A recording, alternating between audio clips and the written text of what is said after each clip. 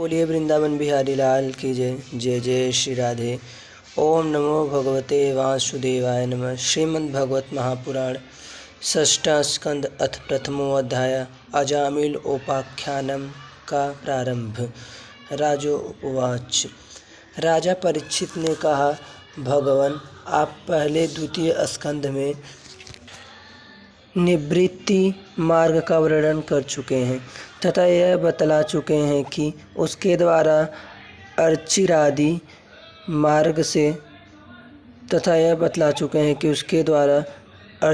मार्ग से जीव क्रमशः ब्रह्मलोक में पहुँचता है और फिर ब्रह्म के साथ मुक्त हो जाता है। मुनिवर, इसके सिवा आपने उस प्रवृत्ति मार्ग का भी तृतीय स्कंद में भली भांति वर्णन किया है, जिससे त्रिगुणमय स्वर्ग आदि लोकों की प्राप्ति होती है और प्रकृति का संबंध न छूटने के कारण जीवों को बार बार जन्म मृत्यु के चक्कर में आना पड़ता है। आपने यह भी बतलाया कि अधर्म करने से अनेक नरकों की प्राप्ति होती है और पांचवें स्कंद में उनका विस्तार से वर्णन भी किया। चौथे स्कंद में आपने उस प्रथम मनवंतर का वर्णन किया जिससे अधिपति स्वयंभू मनु थे। साथ ही चौथे और पांचवें स्कंद में प्रियव्रत और उत्तानपाद के वंशों का तथा चरित्रों का एवं द्वीप वर्ष समुद्र पर्वत नदी उद्यान और विभिन्न द्वीपों के वृक्षों का भी निरूपण किया।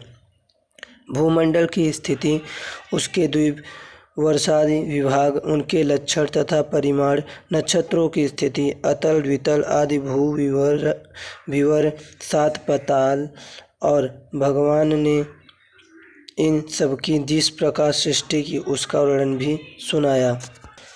महाभाग, अब मैं वह उपाय जानना चाहता हूँ जिसके अनुष्ठान से मनुष्य को अनेकानेक भयंकर यातनाओं से पूर्ण नरक में न जाना पड़े।